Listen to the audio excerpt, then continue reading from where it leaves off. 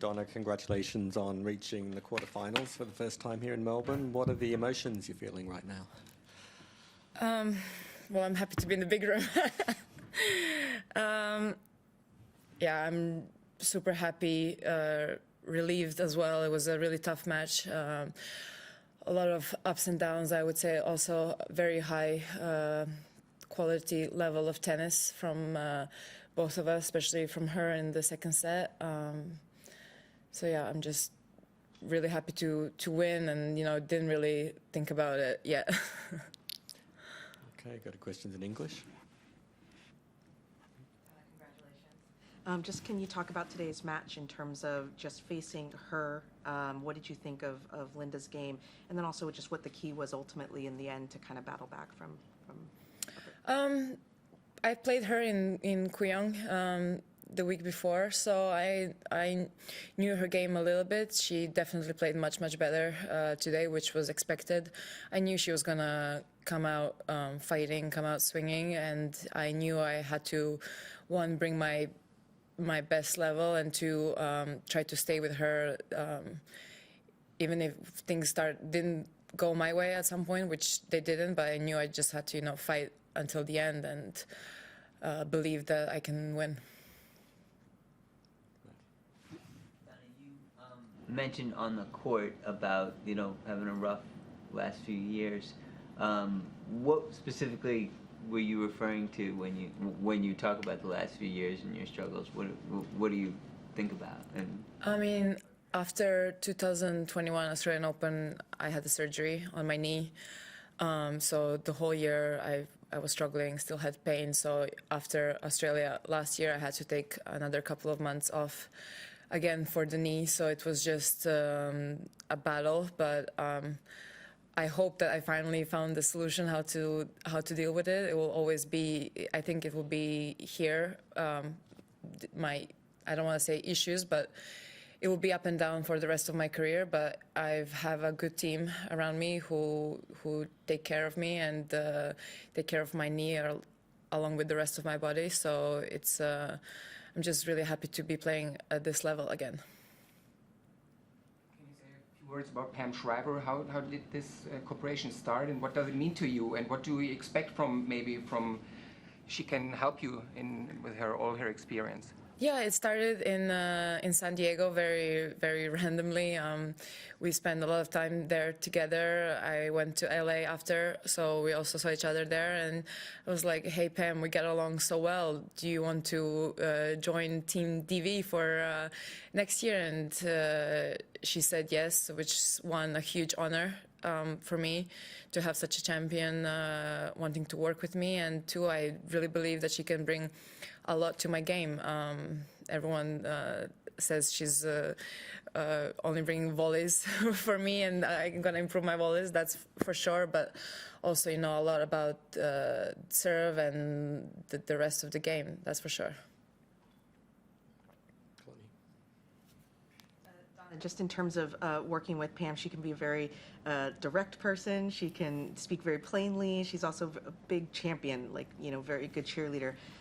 She seems like she's your good luck charm with San Diego and now here. I mean, what are the conversations like when it comes to your tennis? And what do you, can you give us specifics about what, she kind of tells you? Well, I always like that from any coaches, for them to be direct, even if it's sometimes what you don't want to hear. You kind of, at the end of the day, do want to hear these things if you want to improve.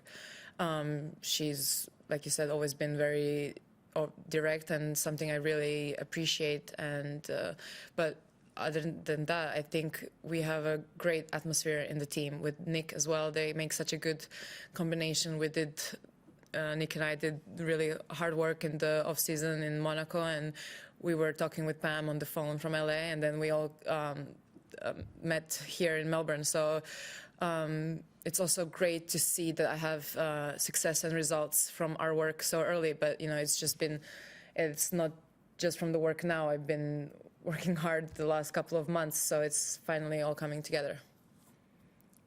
When you go through an injury like that and it takes so long to recover and start to get back, does it shake your confidence? And was that and did it put a strain on your mind in terms of, you know, am I going to get back to where I was? Like, you wouldn't believe, I said twice I'm gonna quit tennis.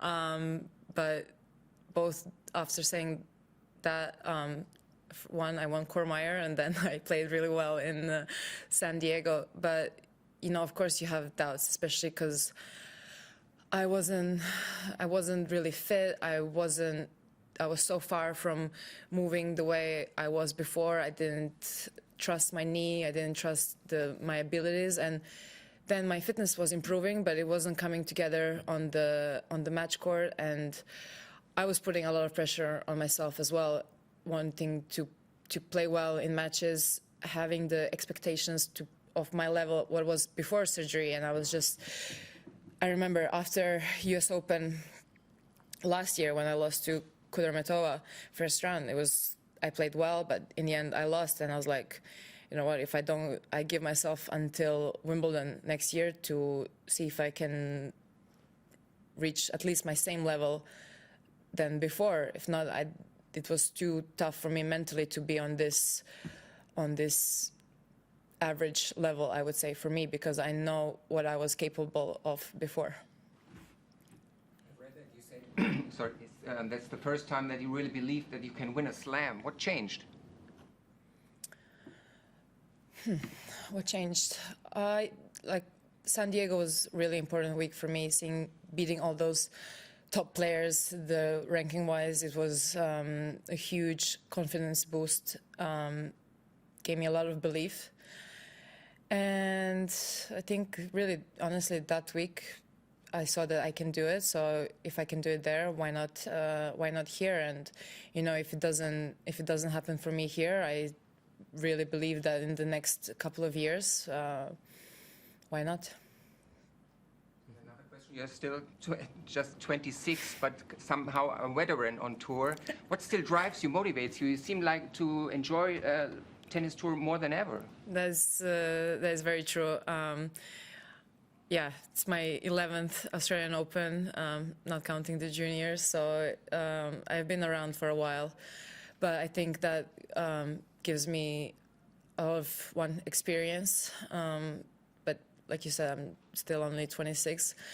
I don't feel 26 when I wake up in the morning and take my first couple of steps, but I really do enjoy it more and more, especially, you know, when I'm winning, playing good. But at the end of the day, how can you not enjoy when you play on these courts? When you play on Margaret court is one of my favorite courts for sure, and when you have people supporting you, you cannot beat this feeling. Courtney? On that point of being a 11-year veteran of Melbourne, much has been expected of you since you made your splash onto the Pro Tour, not just from the outside, but it sounds like from the inside as well, of you knowing what you're capable of. What has it been like in terms of that journey to this quarterfinal, in terms of having to deal with chasing and making good on that expectation, while also having a lot of physical roadblocks, you know, form roadblocks, things like that along the way? I think my mindset coming into this year, it's a little bit different than the years before. I wouldn't say tennis is now my priority. It's been my priority for the last 10 years, but things are, I don't know, definitely a little bit different in my mind, and I have a lot of confidence from San Diego, and, you know, I was feeling great at the beginning of the year in Perth. I was playing well, and then in playing really well in Kooyong, and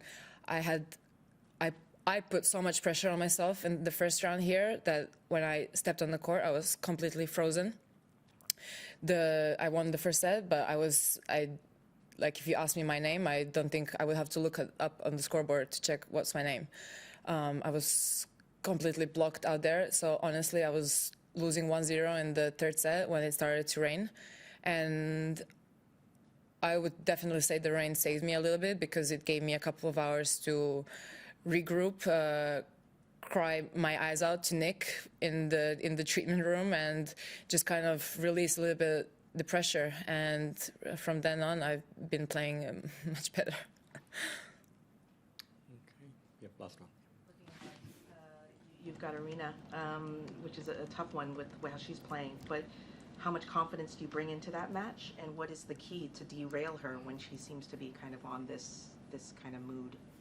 Yeah, I've been watching a lot of tennis, but somehow I didn't manage to catch her playing. I've read, of course, on Twitter that she's playing maybe the best tennis on the women's side this Australian Open, but I have a great head-to-head with her. All of our matches have been really tough, so I'm sure next one will be as well. But I'm just gonna really take it one match at a time. Just really focus on that match. Not think that it's quarterfinals, because it's a big match for us both. I'm sure she'll be feeling it as well, and I will try to take revenge for Belinda.